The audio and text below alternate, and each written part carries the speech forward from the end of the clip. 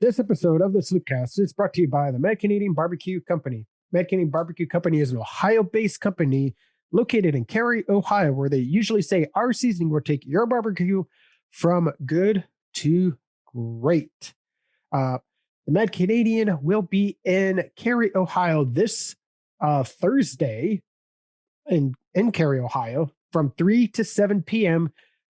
at the Market 113, which is located on East Finley Street near the intersection of South Van Street, as well as this Saturday in Tiffin, Ohio, between 5 and 9 p.m. at the Tiffin Brewery, which is located on Wall Street. So if you have time, want to grab some dinner or check them out after the Ohio State-Oregon game, go check out the Mad Canadian this Friday and Saturday. Be sure to check out his social medias to find out more information about him and his food truck. Mad Canadian Barbecue Company, the official barbecue of the Cary High School Blue Devils.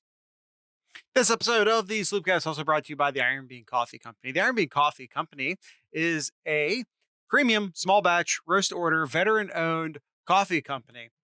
They do not roast your beans until you order them. Remember back in the day, you'd go to McDonald's or whatever, and they just have all the burgers lined up on a thing underneath a heat lamp? And they don't really do that anymore because everyone found out that made the hamburgers terrible. Well, that's what all the other coffee companies are doing to you. All those beans were roasted weeks ago, stuck in a truck, stuck on a shelf, stuck in a warehouse. Lord knows where they were stuck and how long they were stuck there. Not with the Iron Bean Coffee Company. It's not roasted until you order it. You are getting the freshest possible, organic, fair trade, marine owned. Let's throw that one in there. Coffee you could possibly get. Order your new favorite coffee today at ironbeancoffee.com. That is Iron Bean Coffee, America's local coffee roaster.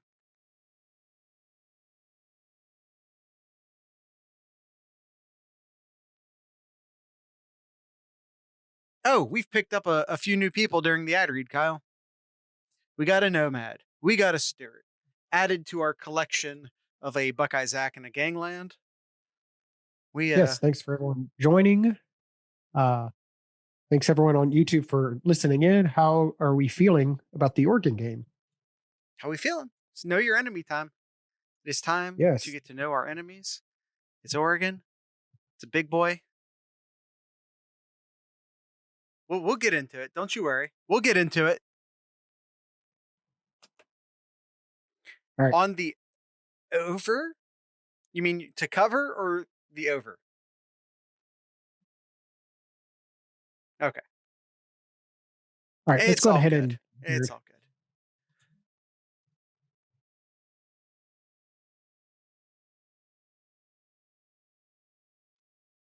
We've got barbecue back here. You're all invited. Welcome to the Sloopcast. How are you doing today, Kyle? I'm doing right over here. How are you doing tonight, Jared? I feel like it's the type of episode where I'm going to play with my microphone too much. Welcome to the Buckeye Sloopcast, Buckeye Nation's most controversial podcast. At least if our likes to dislikes on YouTube have anything to say about it. You like us or you don't. And if you don't, go somewhere else.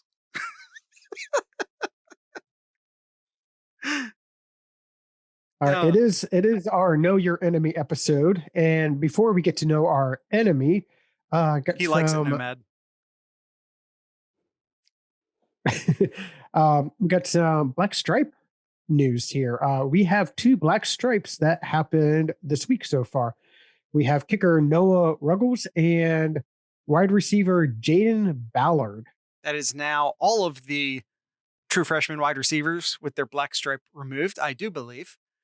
And what do you got to say? I love this class.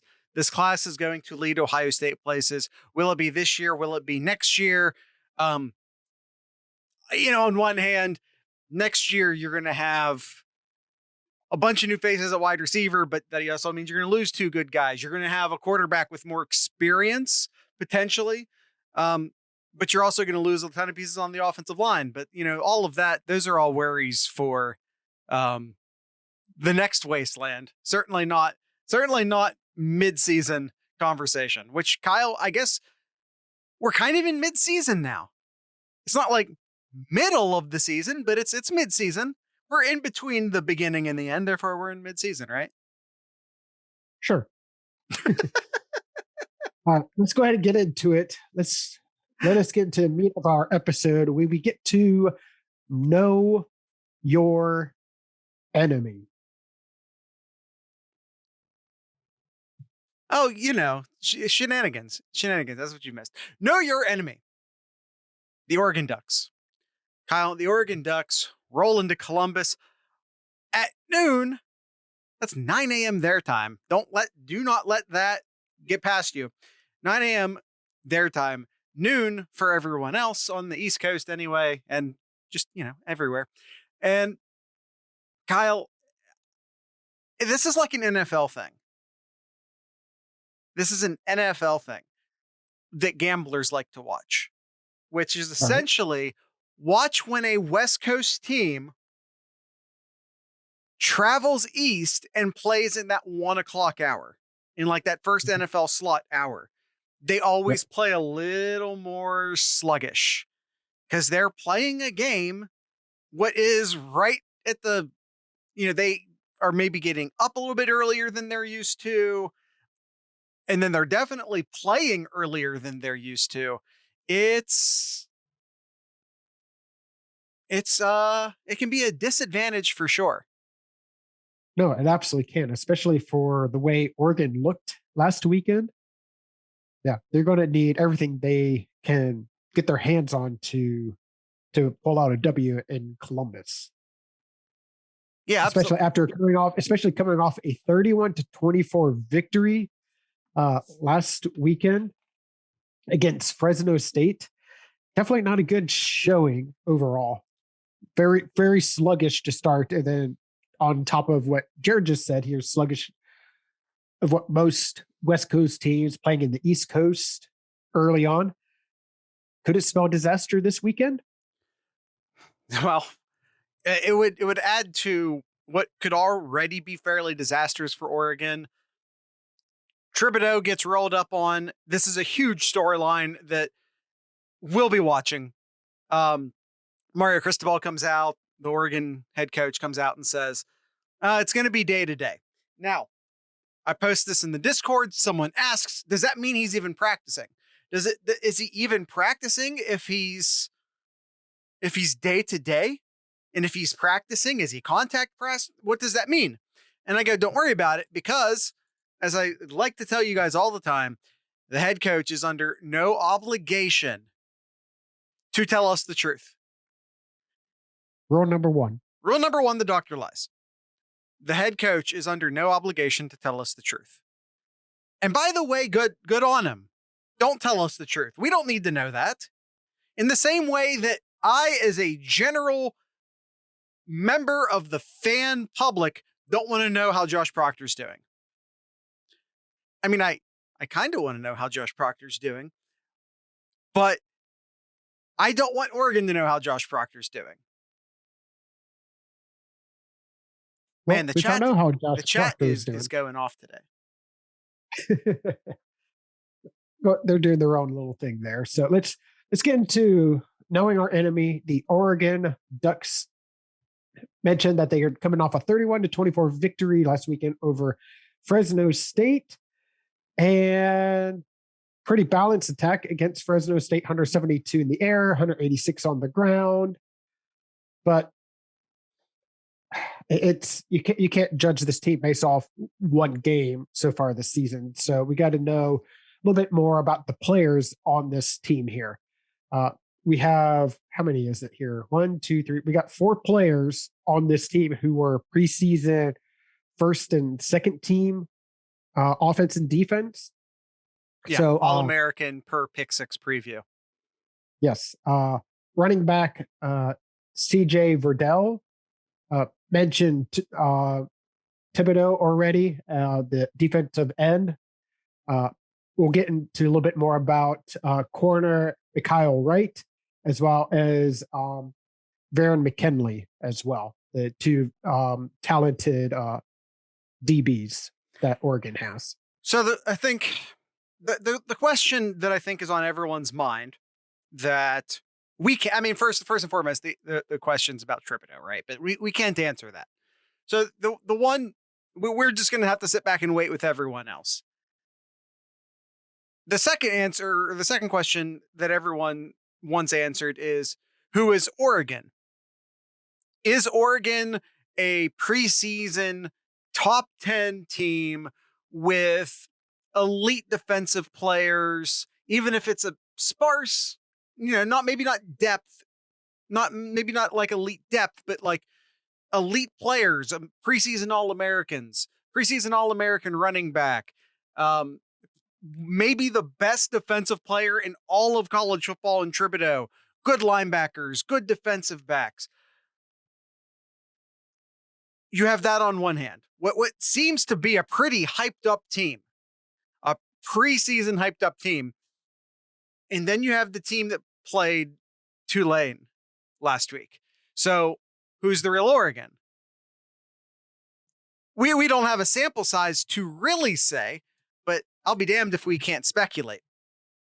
Yep. So quarterback Anthony Brown, they transferred from Boston College a couple of years ago. I don't care what Reese Davis has to say.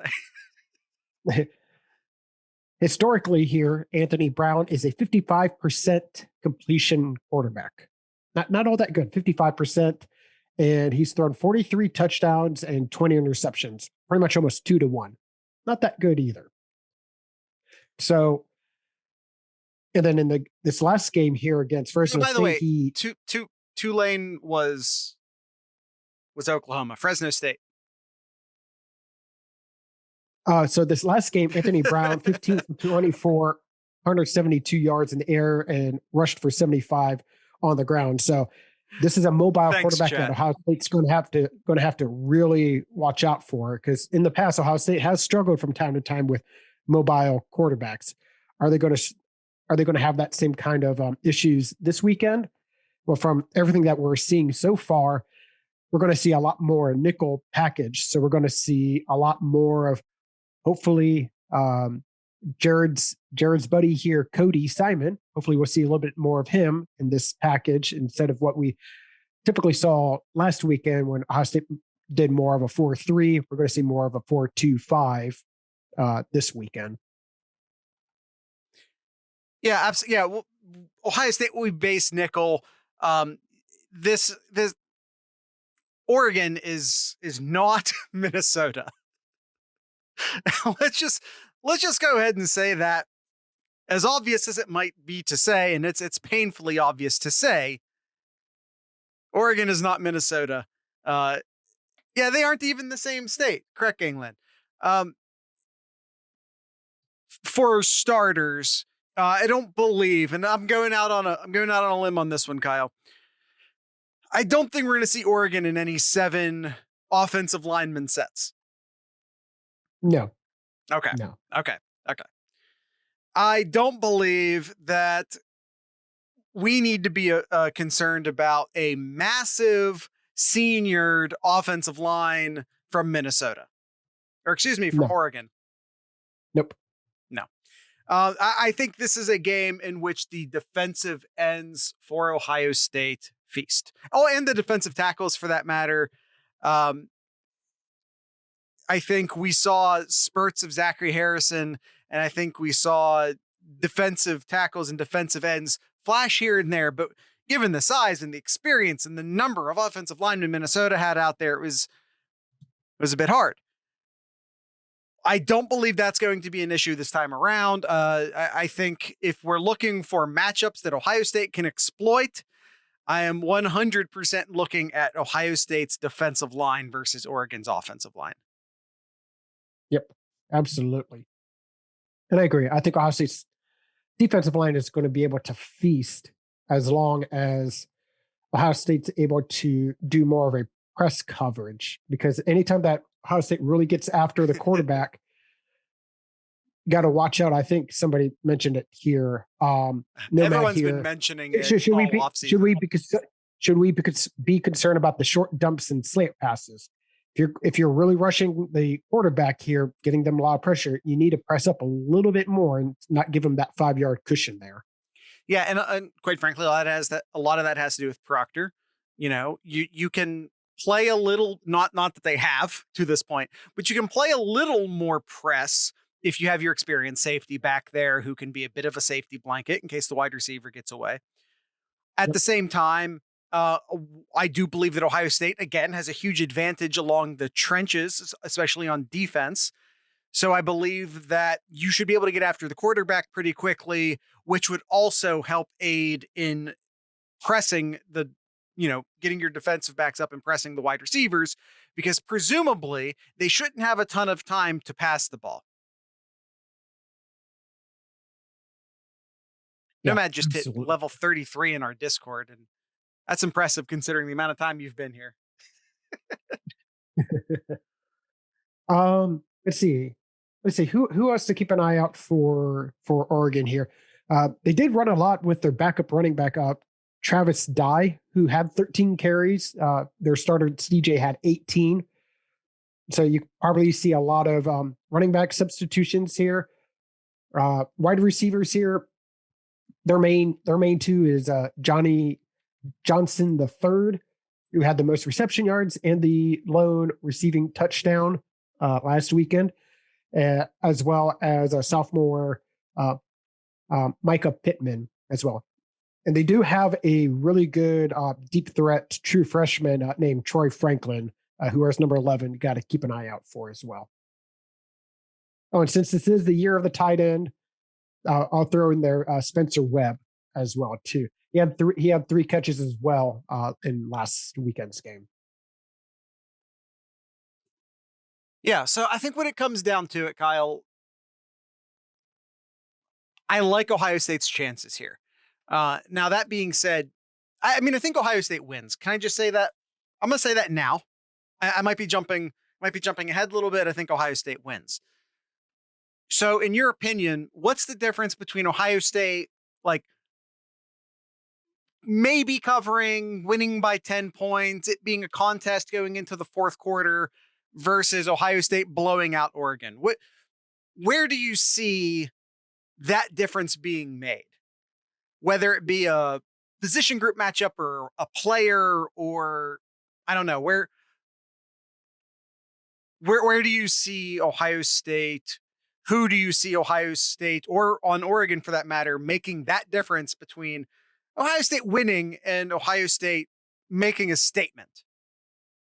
I think the group that Oregon really needs to step up here is probably their linebackers. They have a really good trio of linebackers, young, but they have a really good trio of linebackers that can really get after Ohio State. Funes, Sewell, and Flo. I think they have the advantage in terms of linebackers overall than Ohio State, but I think that's where Ohio State might have an advantage too with our tight end Ruckert. I think Ruckert poses a big mismatch with their linebackers. I think their linebackers are play more of like a defensive end than a speedy big type of linebacker. So I think if Ohio State does it right, I think Ruckert could have a big game here. Yeah, and by the way, Austin says, wait, his name is Johnny Johnson the third? Yeah, it sure is. Yeah. Kyle, let's do an ad read, and then I'll come back with my. I'll tell you what I thought about what you just said. How about that?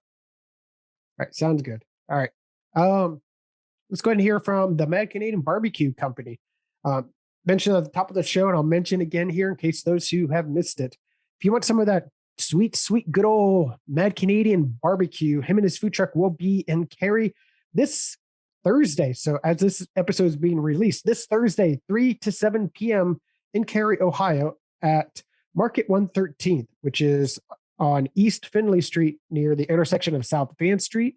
If you can't make it there, head on up to Tiffin after the Ohio State-Oregon game between 5 and 9 p.m. at the Tiffin Brewery, which is located on Wall Street up in Tiffin, Ohio, to get some of that sweet, good old Mad Canadian barbecue.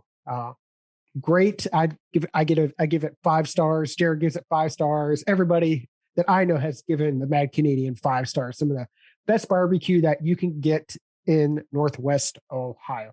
Be sure to check out his social media to find out more news and information about the future of his food truck whereabouts. Mad Canadian Barbecue Company, the official barbecue of the Cary High School Blue Devils. This episode of the Sloopcast is also brought to you by the Iron Bean Coffee Company. Iron Bean Coffee Company is an Ohio-based, marine-owned,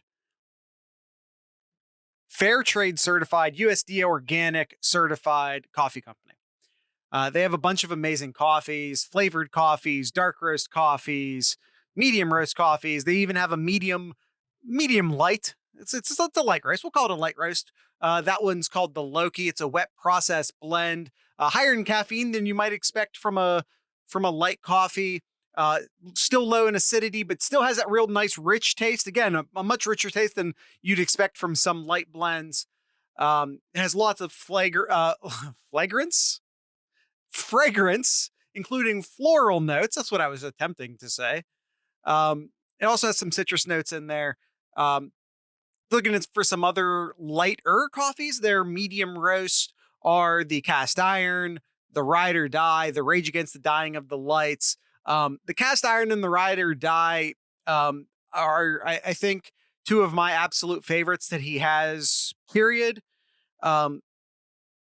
And I think if you're looking for a place to start and you're a medium roast person, I'd start with one of those two. I still really like the Rage Against the Dying of the Light, but I think I would start with either the Cast Iron or the Ride or Die. Like if you're looking for a coffee recommendation from me, I'd say either one of those two if you want a medium roast, or if you want a dark roast, maybe start with the Integrity.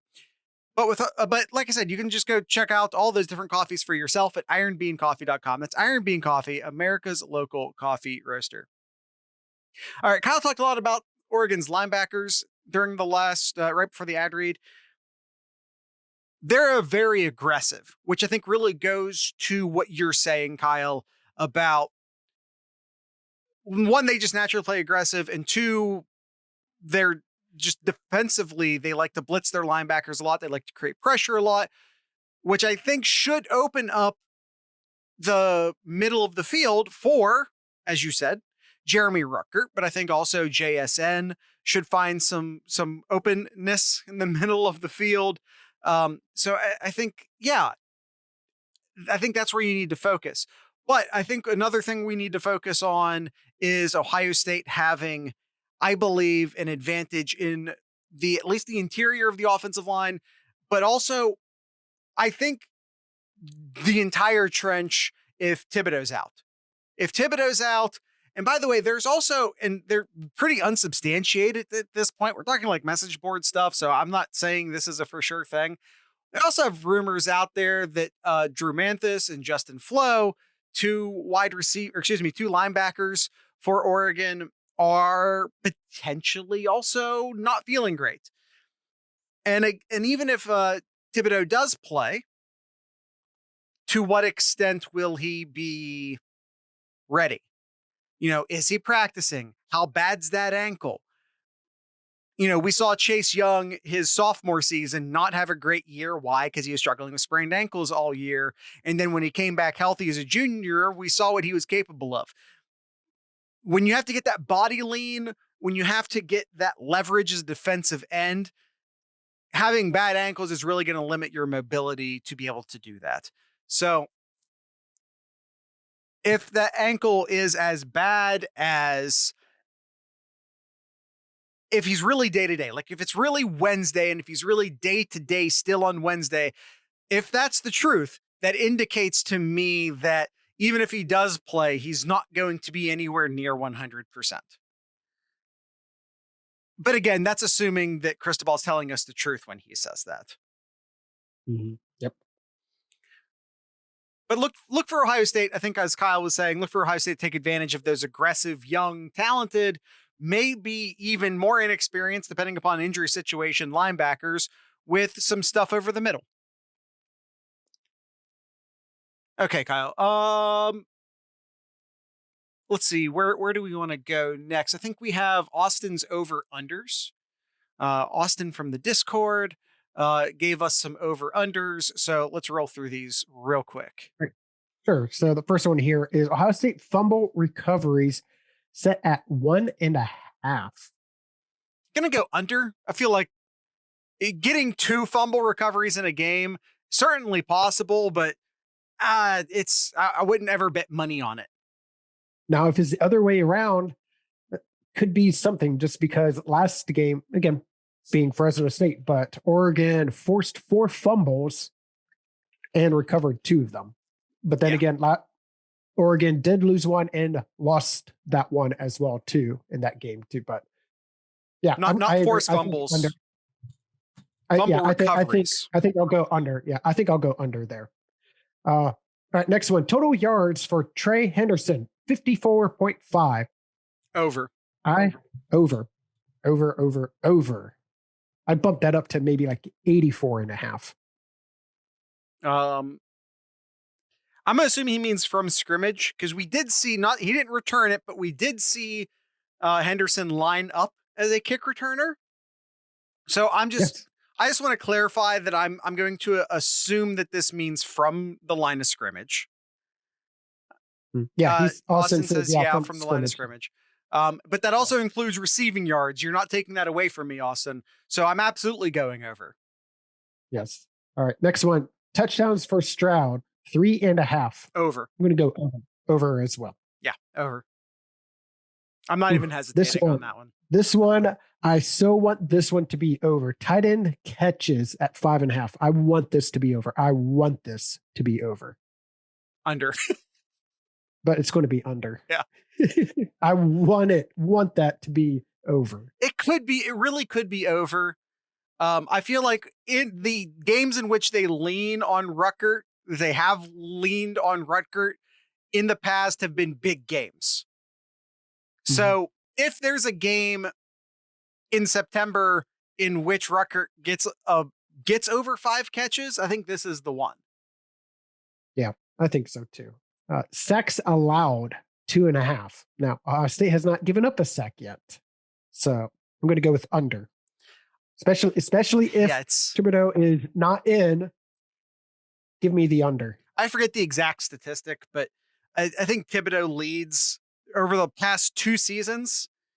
Over the past 2 seasons, Thibodeau leads in tackles for loss in the entire country.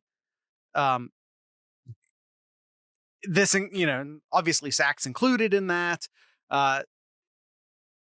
It can't be stated how this one's almost not fair with not knowing the status of Thibodeau, but I'm going to say under. Yeah, I agree. All right, next one. Ohio State offensive touchdowns of 20 yards or more, 2.5. Now, every touchdown in last weekend's game from the offense was from 30 yards or more. So I'm going to say over. I'll say over here. Ohio State just has such big play capabilities here.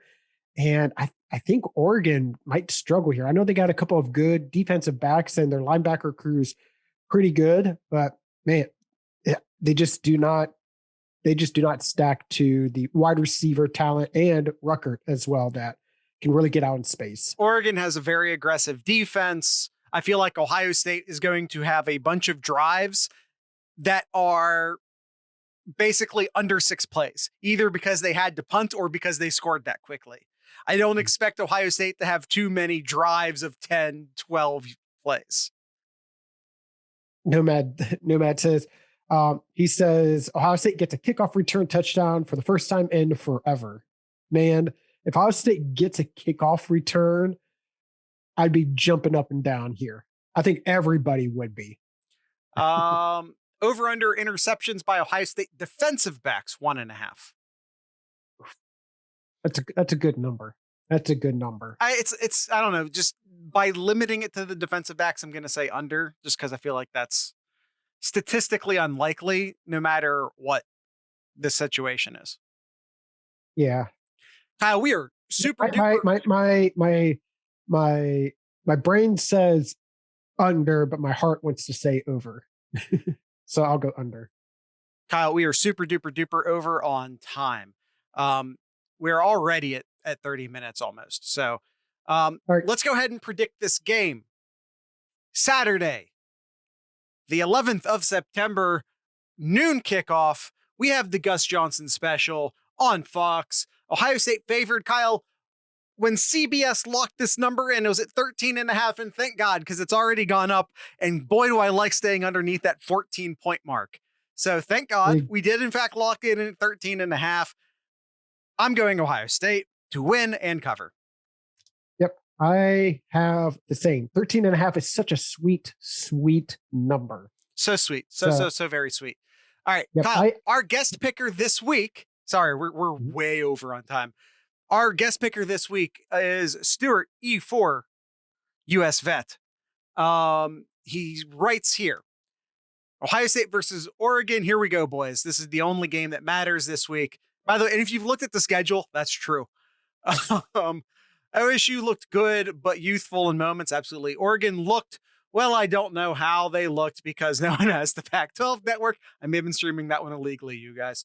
I believe Ohio State will have fixed most of their problems and will settle in with the starters versus the continued subbing to get third stringers playing time. Our O-line will handle their D-line. Our D-line will handle their O-line. I agree with all of this, by the way. The game is won in the trenches, and we've got that covered. Beyond that, the only group I see as better position group is Oregon's linebackers, but they've decided to stay in the box and get washed out or drop back and get Borland. Ohio State wins 45-28. By the way, we all have almost the exact same score. Almost, but not exact. So it's kind of funny. So he has 45-28. I have 45-27. So almost exactly what I had. You know what mine is? Sure. 45-24. Nice. Which are all covers. Kyle, were you that quick? Because you just niced that. Yes. Nice. All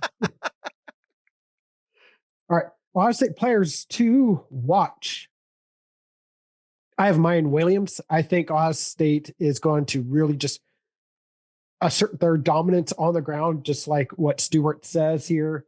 I think Mayan Williams will get over 100 yards in this game. If they do, no worries here for Buckeye fans.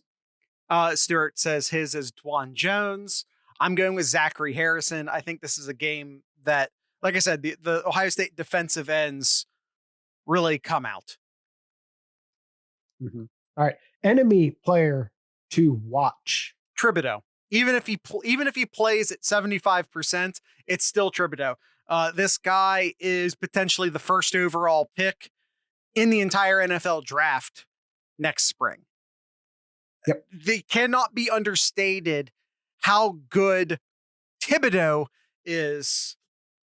I know. I don't know why I do it. I even when I know how to pronounce someone's name, I can't form my lips to do it. Thibodeau, again, potentially the number one overall player in the entire draft. It cannot be overstated how great he is when he's at 100%. What we don't know is he at 100% or not?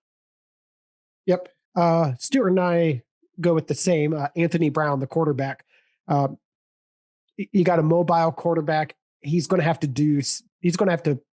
perform a miracle to keep Oregon in the game. They're going to have to put up a lot of points to keep up with Ohio State. So it's got to come down to the arm and legs of Anthony Brown. Key matchup to watch: Ohio State's defensive line versus Oregon's offensive line. Ohio State can limit Oregon's time holding the ball, which is what really shot them in the foot last week with Minnesota. But again, Minnesota is not Oregon. Oregon is not Minnesota, but Ohio State, if they can dominate both lines of scrimmage, but I'm going to go with Ohio State's defensive line versus Oregon's offensive line. I have, and I mentioned this earlier, so those who can guess what I'm going to pick here, Oregon's linebacker versus Jeremy Ruckert. That's just mean gangland. All right. So all three of us picked the spread. We picked the winner here, picked the final score. I think that's it here. You want to do some quick? Hyper quick. Like Hyper quick 2-word ask answers. Sloopcast questions. All right, we'll do one from each person here. So apologize if everybody posted a bunch here, but we got to get moving here. So Austin formation. How surprised would you be if Minnesota won the Big Northwest on a scale of 1 to 10? How surprised would I be if Minnesota won the Big Ten West? Yes. Not at all surprised. Not at all surprised. What is that? Is that a 2 or a 9? I forget what the scale was, but either a 2 or a 9 in favor of Minnesota. Yeah, I would be surprised as well, especially with what we've heard from. Hell no, Stuart. Yeah, especially from the news that we got regarding their running back too. Stuart asks, "Is this Oregon team better than the 2014-15 team?" No, not even close. Let's see here. No, not close. Nomad. How many picks I get correct in week 2 after that disaster of showing in week 1? And he has 3.5. Well, I believe in you. I'm going over. Yes, I agree. I'll go over as well. Last one here. Buckeye Zach.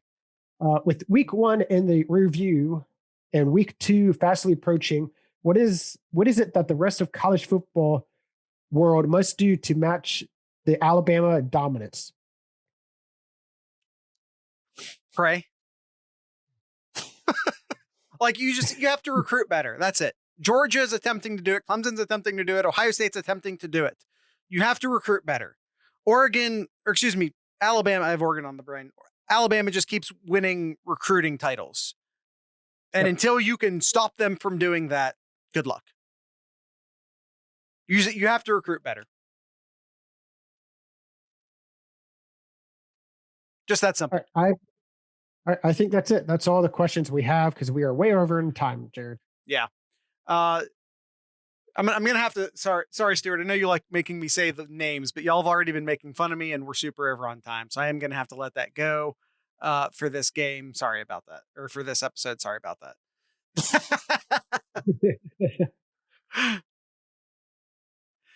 Nomad, that's a great. Yeah, what needs to happen? Saban needs to retire. All right. Yeah, again, that's the show. So I want to encourage everyone, just go to thesloopcast.com. That's where you're going to find links to all of our stuff.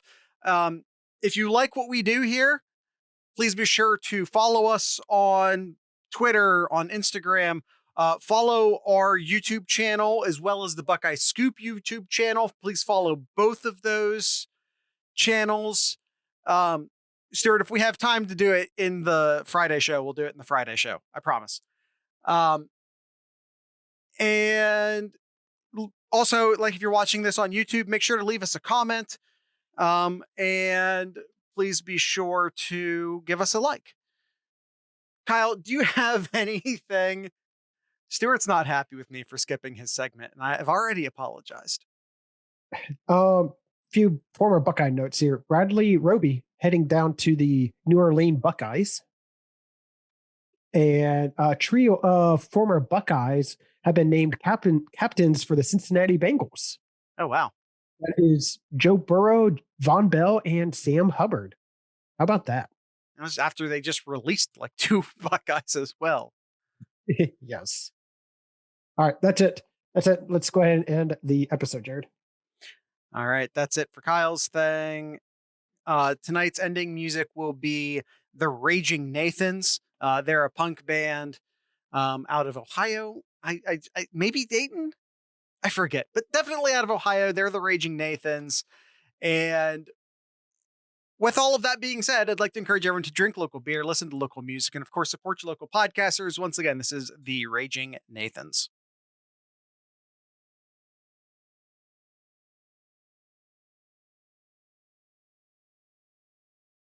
Once again, YouTube, here come the links to follow us. Please be sure to do that. Leave a nice comment, leave us a like, and that's it. Peace.